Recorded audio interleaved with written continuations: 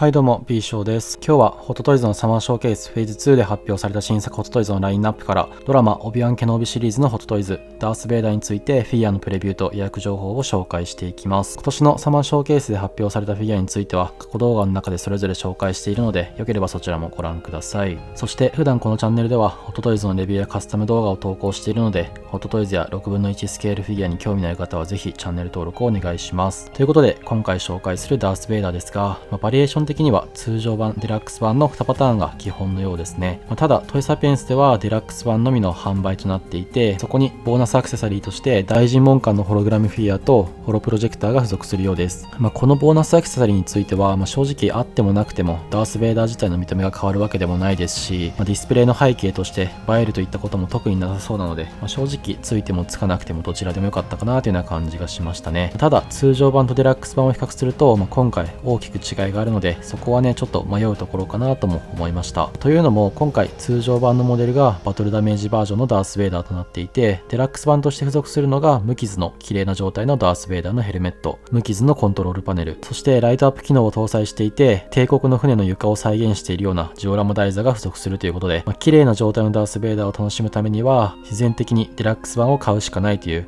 ちょっとこれまでにはなかったような仕様になっています。これまでのパターンだとダメージパーツがデラックス版のボーナスアクセサリーとして付属することは多かったと思うんですけど、今回のようにね逆になっているパターンはとても珍しいんじゃないかなとも思いましたね。その分通常版の台座はもともと地面のジオラマベースだったりもするので、ダース・ベイダーのダメージ版を待っていた人からすると嬉しく感じる人も多いのかなとも思いました。ちなみに地面のジオラマ台座については通常版だけではなくてデラックス版にももちろん付属するようなので、デラックス版を買えばね2つの台座を同時に手に入れることも可能となります。それではフィギュアについて詳しく見ていきましょう。冒頭でも言った通り通常版がバトルダメージ版となるので、まずはねそちらを優先的に見ていこうと思います。一番の魅力はやはりヘルメットですかね。ドラマ最終話でオビワンと繰り広げた戦闘シーンで負ったダメージが見事に再現されていて、中のヘッドもアナキンが負った痛々しい傷をね、とてもよく再現しているんじゃないかなと思います。ヘルメットの傷自体こんなに深かったかなとも思ったので、もう一度最終回の全戦闘シーン見返してみたんですけど、はっきりね確認することは不可能だったんですけど、0.1 秒くらい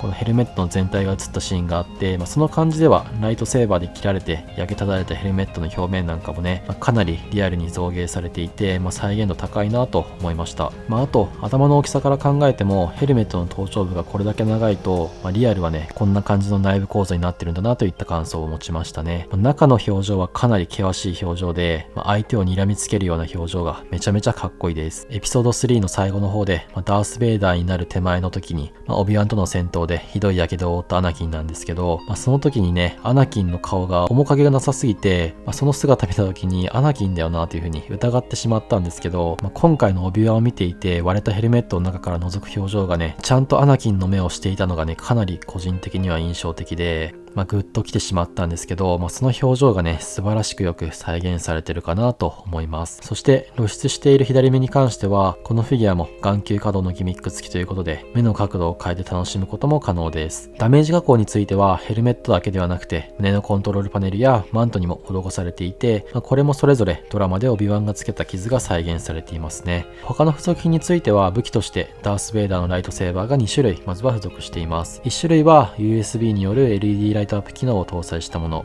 2つ目はベルトに下げたり単体で飾ることが可能なものがそれぞれ付属するということで、使い分けたりとか比較的いろいろなシーンを再現することも可能ですし、プレイバリューもね豊富なのかなと思いました。そしてライトセーバーの刃のパーツについてはこのフィギュアも差し替えることが可能で、ライトセーバーを振った状態を再現することができるスターウォーズシリーズではおなじみのパーツも今回付属しています。もちろんダース・ベイダーのライトセーバーということで刃の部分が赤く光り輝いているというのもかなりかっこいいですね。さらにライトセーバーについてはサードシスターが持っているライトセーバーも付属するので、二刀流の姿を再現できるのも嬉しいポイントかなと思います。発光ギミックについてはライトセーバー以外にもコントロールパネルとベルトについている機械も LED によって発光するそうですね。発光ギミックのあるコントロールパネルはデラックス版限定のアイテムになると思うので、その点はご注意ください。そしてライトセーバーによる光だったかもしれないんですけど、ドラマの中だとねヘルメットの内部が赤く照らされるようなシーンもあったと思うので、そこも再現することができたら嬉しいかなとも思いました。再現するとなるとヘルメットの内部に LED をつけたりなんかすれば再現できると思うんですけど、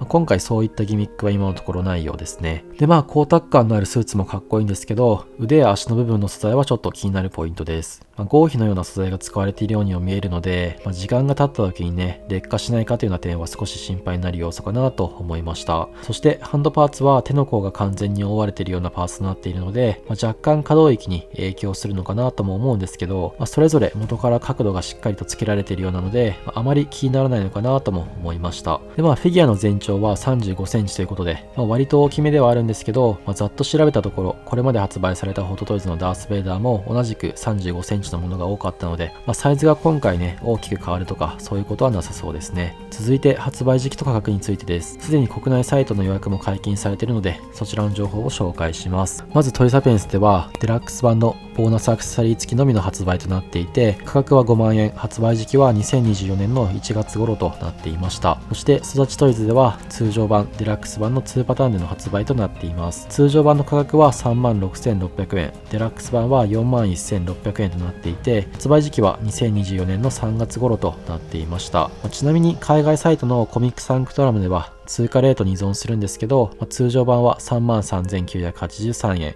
デラックス版は38,250円となっていて、発売時期は2023年の第4クォーターから2024年の第1クォーターとなっていました。コミックサンクトラムについてはどちらを買うにしても送料が別途で15ドルかかる点は注意が必要なんですけど、価格的にはね、国内サイトと比較してもやはり安いかなという感じですね。でこのサイトについてはシステムなど細かく紹介する動画を現在作成中なので、もうしばらくお待ちください。価格についてはトイサピエンスで5万円とはあるんですけど、付属品だったりね、クオリティ等を考えてもこのくらいなのかなというね、思いましたね。バトルダメージ版に興味のない方からすると、デラックス版を買わないといけないことに対して納得いかない人も多いかもしれないんですけど、せっかく買うんであればね、このバトルダメージ版かなり魅力的だと思いますし、僕はデラックス版一択になるかなとも思ってます。そして予約については、このフィギュアも今のところ予約するつもりはありません。ただね、ダース・ベイダーかっこいいですし、惹かれるポイントも多いので、オビワン・ケノービ含めて、いずれはね、手に入れたいシリーズかなとは思いますね。余裕があればね、発売後とか少し値段が落ちたタイミングで買ってしまう可能性はあるかなとも考えてます。ということで今日はホットトイズのサマーショーケースフェーズ2で発表されたドラマオビワン・ケノービシリーズの新作ホットトイズダース・ベイダーについてフィギュアのプレビューと予約情報を紹介しました。通常版のフィギュアがダメージタイプになるということで、